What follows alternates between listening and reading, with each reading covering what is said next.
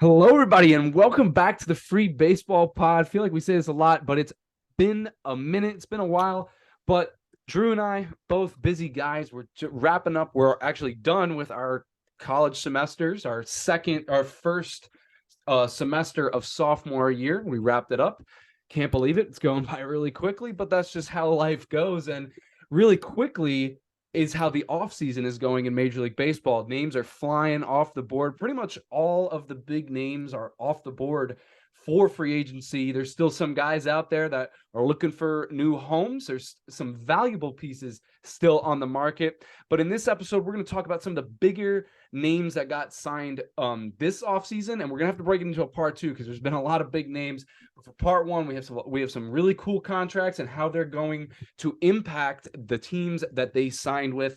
And also we have some fresh baseball news that we'll open the show with. I'll touch on that in a minute. But Drew, how you doing, man? I'm doing great. It's a weird feeling because past off seasons, we're usually sitting here December 22nd, be like, all right, we got a few big signings, but we still got a lot to go. Obviously last off season we had the lockouts. We had a lot of early ones, but The as we lockout. sit here, December 22nd, free agency's pretty much over. Like we got some guys left. We got like guys like Trey Mancini, like Impact guys. okay, Guys that some can make a impact difference. guys. We got Yeah. Nathan Eovaldi, Craig Kimbrell, but there's really no big names left that are going to be big headlines unless we get any trades. So I'm excited for it because we get to actually see what the teams are like, and we don't have to wait till spring training when the season's already pretty much going. So Yeah, I've been happy with this offseason. me And too, man. Me too. I'm not going to compare it to the NFL and the NBA because I wish that's how MLB free agency would be. But at the same time, when you have a quick off season like that, it kind of shuts down early, and then you're just really waiting because with the NBA and the NFL, once it opens, guys are just dropping like flies. They're signing left and right. You don't have these drawn out processes like um, in Major League Baseball, but this year a little different. First year of the new CBA, like Drew said, the lockout last year that was awful, but we got through it. We were able to get through it, and now we have a normal offseason once again, and a lot of names coming off the board, big money, long time too. Lots of contracts that were 9, 10, 11, 12, almost 13 years. We'll talk about that one in a minute. But to open our new episode, we're going to talk about Trevor Bauer. Man, Trevor Bauer. He hasn't pitched in a long time. The 2020 National League Cy Young Award winner with the Cincinnati Reds signed a big contract. AAV wise, it was short years wise with the Los Angeles Dodgers. Pitched a little bit for them and then got into a little bit of legal trouble. And he has since gotten through this process. Same with the Dodgers and Major League Baseball and all the parties involved.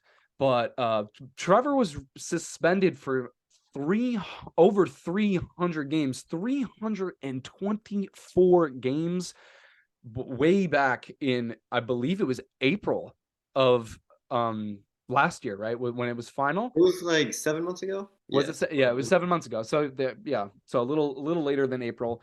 Um, but he's been in hot water for longer than that. So it's his suspension gets reduced to 194 games, and he's already served that. So he's back. Trevor Bauer is back, and we'll see if what the Dodgers decide to do. But Drew, initial reactions on the reinstatement of Trevor Bauer. Initial reaction is I'm a little surprised. Yeah, me too. I thought it went a little harsh on their initials, like 2 years, Yeah, biggest domestic violence suspension ever. I didn't think it was that. I mean, we saw reports that it could be that much. I wasn't expecting to be 2 full years. Thought maybe 1 year. So the fact that they reduced it and that he's just back now, I'm a little surprised. I thought he might serve a little bit more of it, but now I'm just really interested to see where it goes. Like, we think it's been reported that the Dodgers are expected to release him despite owing him 22 million on the hook for the 2023 season. wow. Yeah, Dodgers. I mean, we heard reports back in 2021 when there was talks about like, oh, is Bauer going to come back? The Dodgers, most of the players, the organizations, they They do didn't not want want him him. back. Yeah, The they players didn't do want him. not. They don't like him, so they're going to release him. And now it's like I don't think he's gonna be blackballed, but will he be blackballed, and where is he going to sign? Who's going to be willing to take the risk? Because it seems like a PR nightmare to sign the guy, but also he could be one of the more talented pitchers in the league, which he was, but he also hasn't pitched since 2020. So it's a really Right. 2021. So it's a really tricky situation if you want to sign the guy. Yeah, it's a PR nightmare is the best phrasing for it. This is a guy that was, like I said, the 2020 National League Cy Young. Now, call it a Mickey Mouse, whatever. That we all know what happened in that season. But in 2020, he was the best pitcher in the National League. Sorry if I said 2021. 2020 was the year he won the National League Cy Young Award. And now it's very interesting, Drew. It's going to be very interesting. It's really hard to tell. It's really hard to tell, man. I really can't say where he's going to go and what he's going to get from whomever he signs with, because I did see that too. The Dodgers will probably release him. A lot of the guys didn't want him back in the beginning when this was really fresh in 2021. So has their perception changed? Probably not. It's going to be very interesting to see where Trevor Bauer winds up. This could be a pretty, I don't even know how to describe it, man. It's going to be a league shifting kind of thing. We're going to see something pretty crazy. I'm excited to see who takes the flyer on him. It's definitely a very touchy subject, but we won't get into all the legality stuff with it. Trevor Bauer is back. He's served his 194 game suspension, which is still a long time, but 324 games, Drew. Whoa. Wow. That was a hammer. That was a hammer from Major League Baseball. They didn't even drop. Remember the hammers they used to drop on Alex Rodriguez? A-Rod got nothing like that. Nothing. Yeah, what? Like he got a full year. Yeah, he got a full year. Like, I think from what I remember, A-Rod was rumored to get 214, and Bauer blows right past that. 214 was insane at that time. It's still insane now. But 324, now it's 194 and it's over. So the Dodgers, they're going to be fine with or without him personally. Drew, how do you think this is going to impact the Dodgers as a team? How is it? I don't think this affects the Dodgers at all as a team. They cut him. They're pretty much the same as last year. Same roster, yeah. Yeah. Roster that won 111 games. If they keep him, I think there's a big effect because it's like, oh, what's going on? Like this is gonna be weird in the clubhouse. So yes, 22 million is a lot of money, but the Dodgers, we know them. They have a lot of money. They can afford. Like they're only 1 million right now, I think, under the luxury tax. Wow. Who knows if they go over it or not? But they don't even have to. They don't even have to. They don't have to, but they also have to spend a lot. Where, as we'll talk about later, they're no longer the best roster in the National League. So, but like we mentioned already, there's no freedoms to sign. So they don't really have to go over the luxury tax. They don't. And that's debatable. I don't know if they're not the best team in the National League still. I know what the Mets have done in Queens, but I still think this Dodgers team is going to win around 110 games. I just do. This team is good. This team is still really good. I still think they'll lose in the playoffs, but I don't think I think there's a lot of hot air with the New York Mets right now. We'll get into that in just a moment. But let's talk about our first free agent now. Let's move on to the 2022-2023 offseason, and we're going to start in the Bronx. Our team, the New York Yankees, they bring back their guy, Aaron Judge, double nines, number 99, 9 years, $360 million for the 60 home run plus man, the 2022, this is awesome to say, American League MVP. He comes back to the Bronx. This is great for Judge, Drew. This is awesome. He also named team captain, the first team captain of the New York Yankees since Derek Jeter. This is great. This is awesome. They needed to do this, Drew. We've been talking about this for a while. It's something the Yankees had to get done. However, does this make the Yankees better? In my opinion, no. It keeps them the same. They needed to they already had Judge. Bring him in. That the Yankees, if you want to talk about the Yankees real quick, they need more around Aaron Judge. This was a great signing, but they just solidified the same lineup that they had last year. So for Judge, this is a great contract, but we'll see what happens. For the Yankees, I love it for them, but they need to do a little more offensively. Yeah, I completely agree with that last point. Obviously, still need more moves on the offensive side. But just back to Judge, I obviously, well, as you mentioned, we're both huge Yankees fans, so this was the best news ever to wake up to that morning, that Wednesday, Wednesday morning of the winter meetings, He seeing that remembers it. tweet that Joel He loves Sherman, it. Aaron Judge has agreed to a deal. Like that made me so You love it. happy, especially with the day before with the Arson Judge tweet. John Heyman, Arson Judge appears to Head to the headed to Giants. Giants, because that tweet really, like, that made my heart stop. Like I wouldn't have been able to live in a reality where Hmm. that tweet came to reality. So, and then we hear the Padres were offering 400 400 million million, an yeah. extra year, a 10th year, which I think the Yankees would have gone that high if they really had to. Which, and then also you factor in the California state tax, so 400 mil is probably similar to what he got from the Yankees. Not the same, but just a tad bit more. Yeah, So well, who knows? Both we of those just states' couldn't. taxes are insane. Yeah, California a bit higher. I think it's about A double little bit. when I did the research. Yeah. Uh, but we just couldn't live in reality.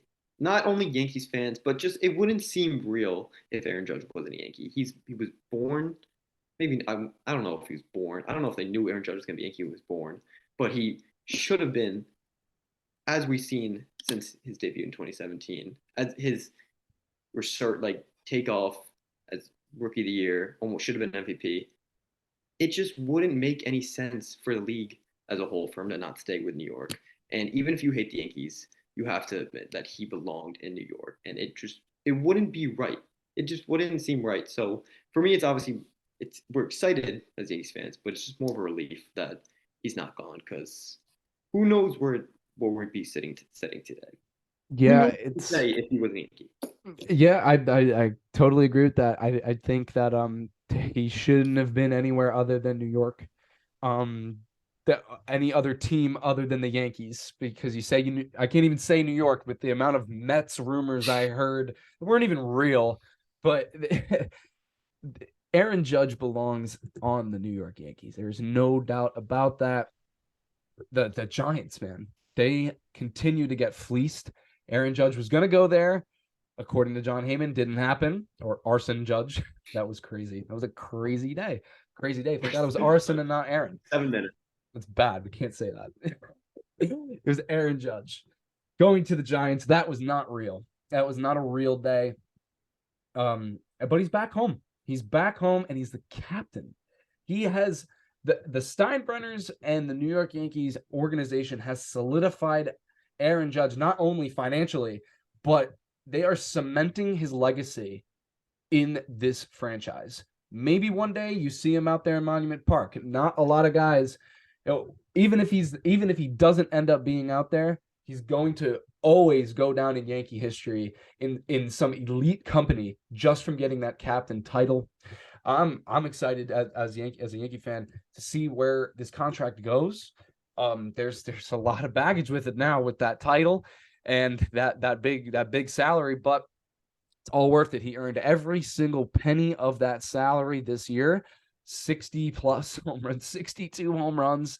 He almost won the Triple Crown. This guy almost won the Triple Crown. He had one of the best offensive seasons in American League, not even American League, a Major League Baseball history.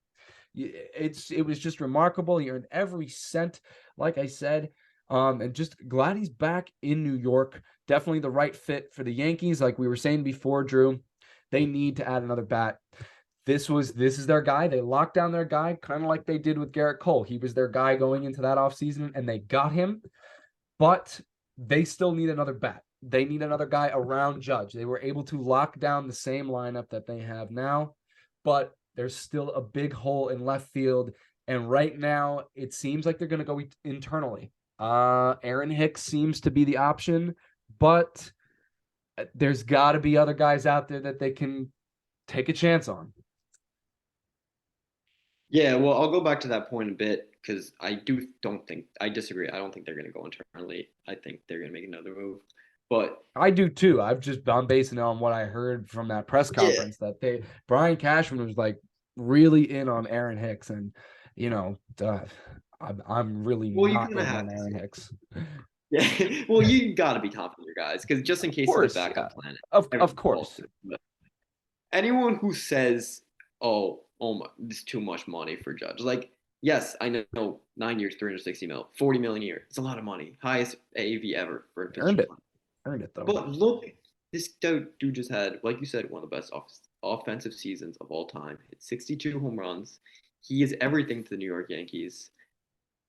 I would have paid him 45 mil a year for this contract. I know that sounds like a lot, but I would pay him 9 for 45 mil a year because he just means that much. The jersey sales, you got the judges' chambers. Maybe for another team, this might be a lot of money. Although I think he could get even more with another team. But for the Yankees, I think this is more than a fair deal, and I honestly was expecting him to get a little bit more. Yeah, I love it. He could have gotten more. I love it for both sides. This is great for the Yankees. He's going to cement his legacy, and we'll see what happens over the next 9 years with Aaron Judge in pinstripes. He's going to finish his career a Yankee. Hopefully, you never know what happens, but that he's the captain now. He's not going anywhere. He's here to stay. Great signing for Aaron Judge and the Yankees. But now we're going to move on.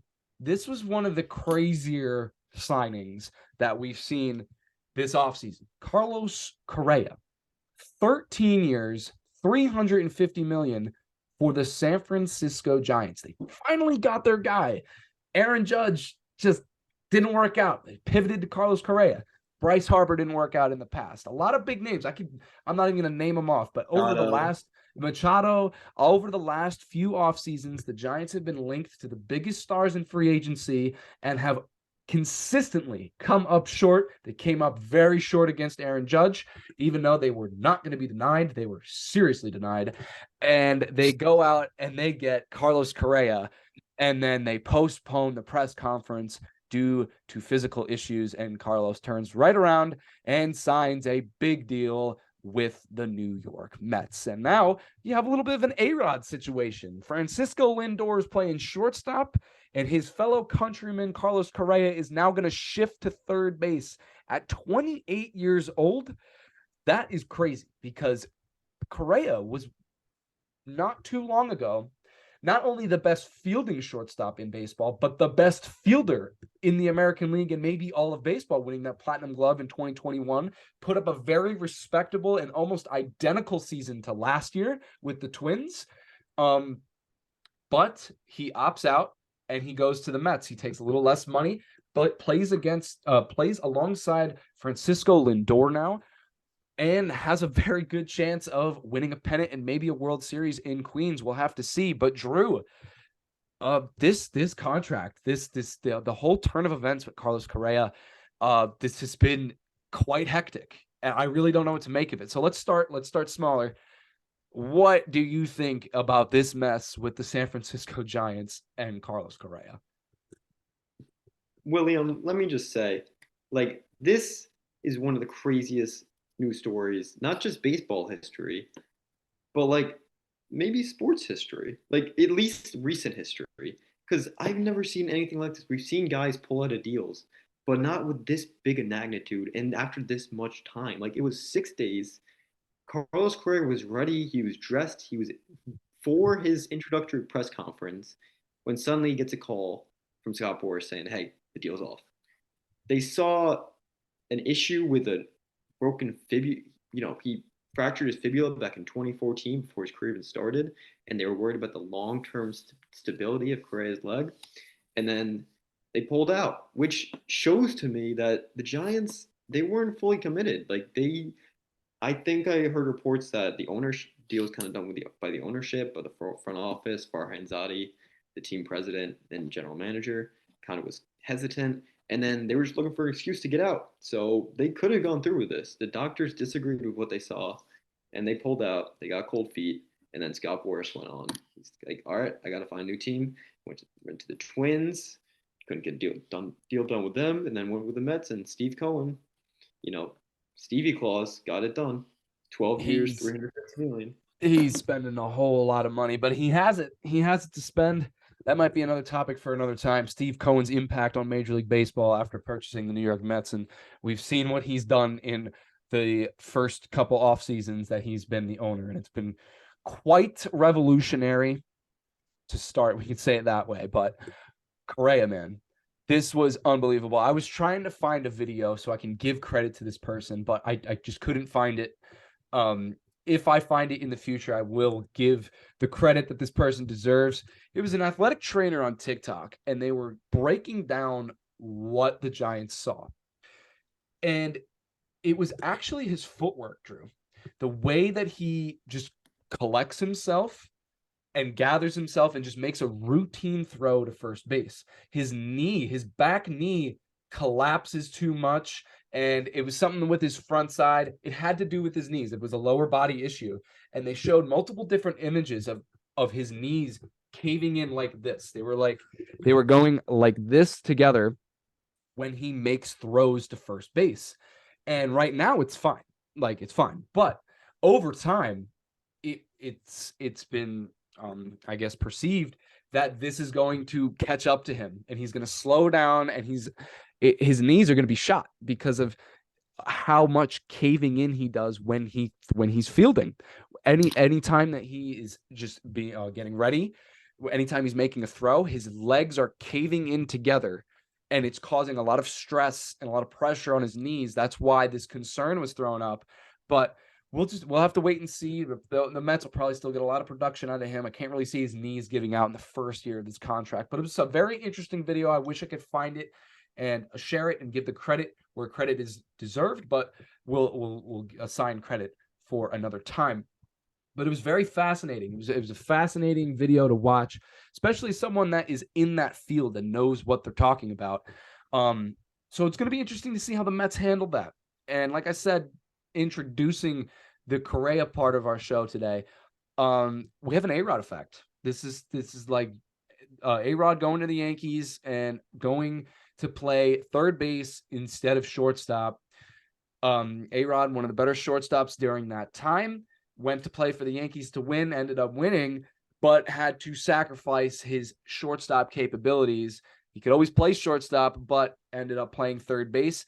And you know what's interesting too, Drew, is that A-Rod at the end of his career he had a lot of lower body issues. So maybe it's not the worst thing in the world that Correa moves to third base. And remember when the Yankees went on and won the World Series in 2009, A-Rod had a lot of hip problems. He came back from hip surgery. He started the season late. I'm not saying this is going to be Correa's story, but it's just very interesting how history repeats itself.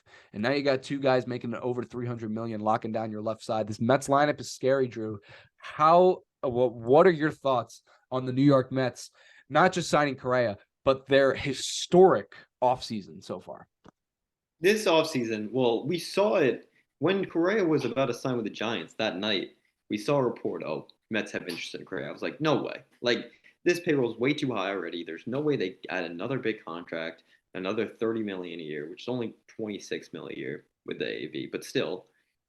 And then he goes to the Giants. We're like, all right, Mets were just a fake out, drive the price up. And now he's actually on the Mets, after being a Giant. And I love Steve. Like, Steve Cohen is great for baseball. Like, a lot of people will be like, oh, he's buying championships. Like, people He complain hasn't about bought any championships just yet. He hasn't bought championships, but he's trying to buy championships, Yeah. like the Yankees do, or have done in the past. Not as much, Hal's not the same as George, as we know. Yeah, it doesn't But spend the same. people complain about that, like, oh, Yankees buy championships, or they'll say about the Dodgers try to. But, like, this is great for baseball. We need more owners who care and genuinely want to spend their money on helping a team win the World Series instead of just trying to make a profit, which is what a lot of owners do. And I'm not going to say every owner should have a $400 million payroll, because obviously every owner can't afford that. But what Steve Cohen is doing, I think, will change the future of baseball ownership, because there's going to be more billionaires who are saying, hey, this guy is now like a public figure, like he's portrayed as a god in New York by Mets fans. Why shouldn't I do that? If the next time a team goes for sale, I'm going to buy a team. I'm going to spend my money, win championships. And I think hopefully this will inspire more owners to be like, let's go out and spend their money. And then also for the Correa part of it, I didn't see that video. I'll have to go watch that Yeah, after. man. It was try to find it. If I can find it, I'll send it to you. But it was, dude, it was a good watch. It was a good watch. You really broke it down really nicely.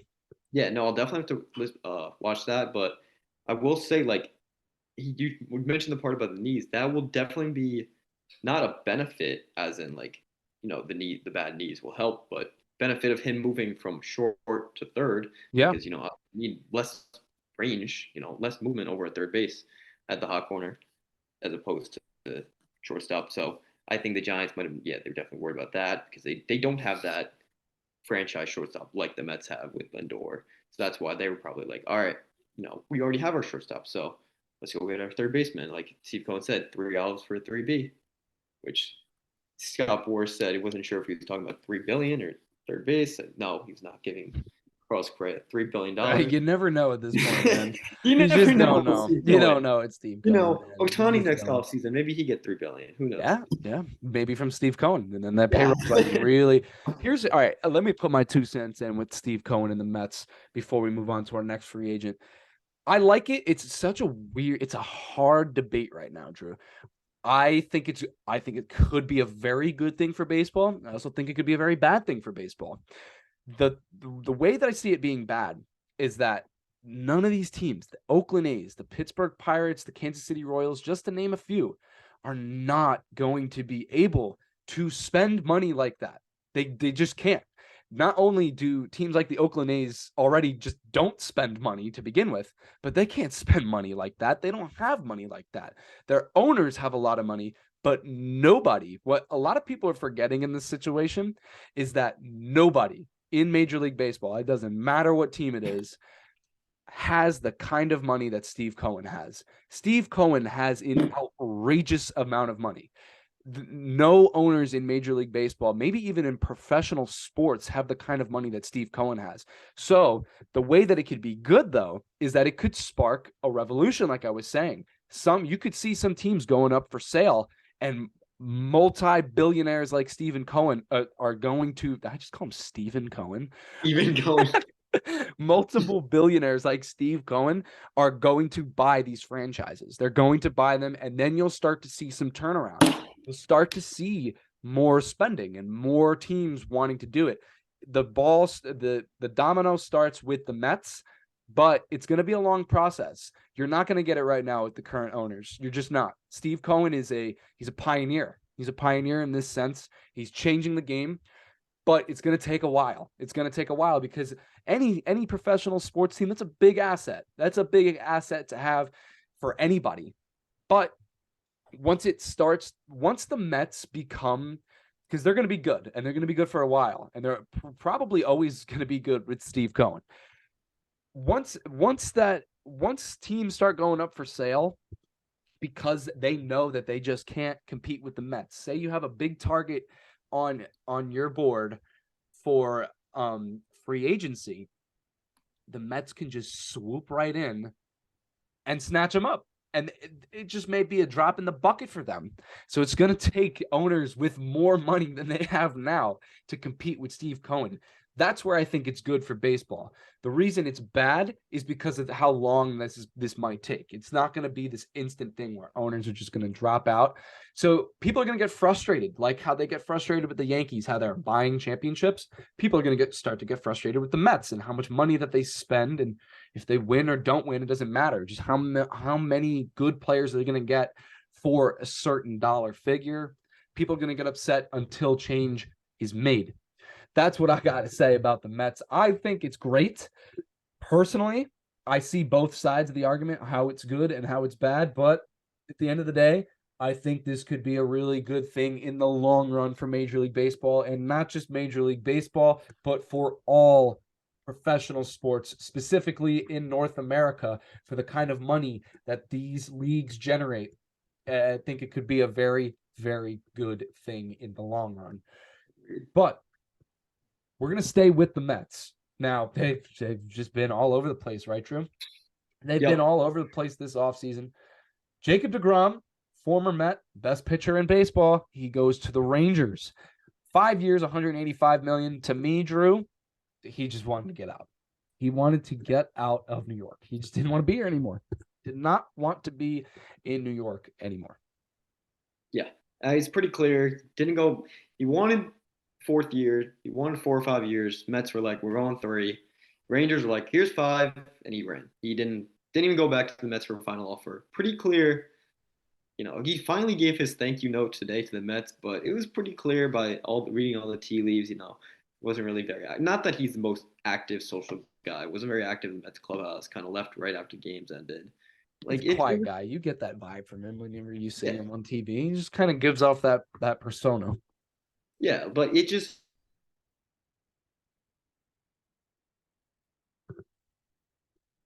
now pretty clear. Not going back to your team that you've been with your whole career. Didn't want to be there, like you said.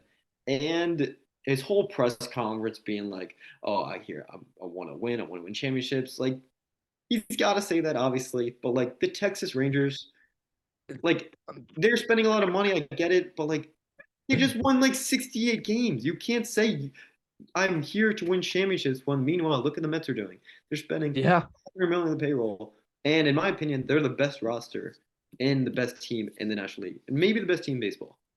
Maybe just because they're the Mets, I'm going to say that they're not, because they will find a way to disappoint. I will guarantee you that. But they do have a very good roster. They have a very good roster. Dude, you're shaking your head. They lost to the Padres in the wild card series this year after they won 101 games. Joe Musgrove waxed the Mets. Waxed them. Just saying. But the last, not the last. I'll give my 2 cents on Jacob deGrom.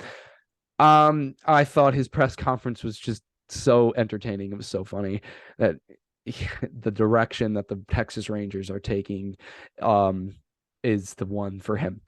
He just wanted to go there. He's 34 years old and just chill in Texas. He'll be 39 when the contract's over. He'll make his money. Won't win. Maybe make the playoffs in the 5th year of that contract. But the real question is will he end up staying healthy? Like 5 years. Exactly. Will he be 5 healthy years? for 5 years? I don't know. That was the main concern, the longevity. He's 34 years old now, which isn't that old. Look at guys like Verlander. But he doesn't have durability. I can't even say that Verlander has durability. He had Tommy John surgery. But the guy came back from Tommy John surgery in his first full season and won the American League Cy Young. So Jacob deGrom, he doesn't have that. He doesn't have that edge like Verlander does medically. Yeah, but regardless, I'm still excited to watch the rest of Jacob deGrom's career. Obviously. Oh, yeah, me too. Me too. He's one of the best pitchers of our generation. Honestly, not that I can't have any rooting interest for the Mets, but would have been more cool to see him play for a championship team, because I don't see the Rangers making many playoff appearances in the future unless they want to make some more moves to that lineup, because they got some bats. They got Lau, they got Seager, they got Simeon, but it's not. There's so many holes though. There's so many holes. Bullpen is bad. Starting rotation isn't even that much. Like, it's great with deGrom, but John Gray, who else? I can't even think of names right now. They got Martin Perez. They got Martin Perez, but still, though, Drew, still with Martin Perez, he's a journeyman guy. I personally see that season as like it was just a really good all-star year for him. Took a qualifying offer. He's going to make close to $20 million. Can you really expect Martin Perez to have that kind of season again?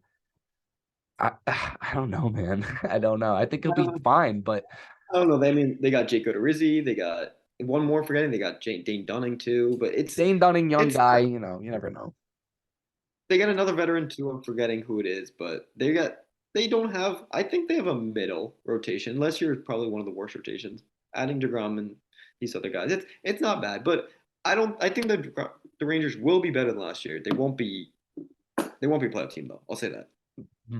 I agree. It's going to take them at least, I would say, 2 to 3 years into deGrom's contract to become a playoff team. Now, to cap off part 1 of this episode, we're going to talk about it really briefly. Justin Verlander, here come the Mets. They're back. They're back, Drew. American League Cy Young Award winner. He goes and teams up with his former Tigers teammate. Went to a World Series in 2012. Did not get it done. And got swept by the San Francisco Giants. But They team up later in their careers, a lot more established, and that's an understatement. But a lot of Cy Youngs, a lot of accolades between those two. Justin Verlander, he's won 2 rings. He's got 3 Cy Youngs, or 2 Cy Youngs. He's got 2 Cy. I think 3. Oh no, how am I blanking on Justin Verlander right now? I think he has 3. I'm sure it's 3. I'm gonna do a little fact checking. He has the MVP. He has the. That's what he has. He's got the MVP. Hey, he does have 3 Cy Youngs. All right, I wasn't losing my mind. Okay. He has 3 Cy Youngs. He's a rookie of the year. That's right. He won 2 with the Astros. He won 1 with Detroit.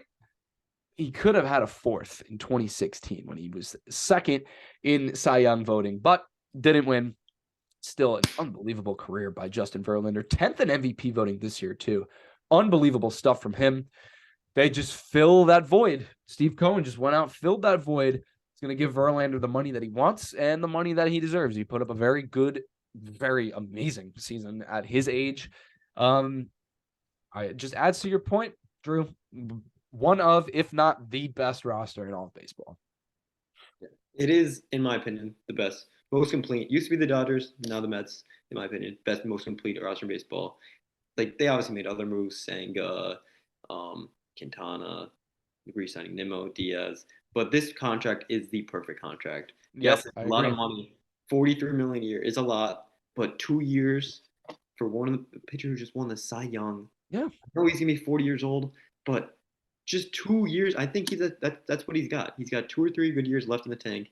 You give him this. You got him and Max at the top. It's perfect for the Mets. Perfect replacement for deGrom. Couldn't really think of any guy to better replace. Not that I don't think he's the second best pitcher in baseball, but for the free agent market, the guys available. He was the best one. Yeah, he was the best one out there, and the Mets went out and they gave him what he wanted. They gave him what he wanted. And it's unbelievable the kind of money that this team is dishing out right now. I can't even say too much about Verlander because, well, what is there to say? We just said it. He's got 3 Cy Youngs. He could have gone wherever he wanted to go. He got the most money that he was going to get in a single season for his entire career. Totally deserved it. Gets to team up with an old buddy and maybe try to win his 3rd World Series. It's definitely in the cards. It can definitely happen. I'm happy the Yankees don't have to face him anymore, even though he didn't really do too much against them in the postseason. But it's just another guy that you have to worry about, not even if you're just the Yankees, but any American League team, especially the Seattle Mariners. They don't have to deal with him anymore. They still got to deal with the Astros. It's still a 100-win team, but they don't have to deal with Justin Verlander. So he goes to the Mets. Lots of big free agent signings. We got to break this up into 2 parts. This is going to be the conclusion for part 1 of the free agent signings in 2022-2023. We'll be back with another edition of this very shortly. So stick around with us. And thank you for watching this first part.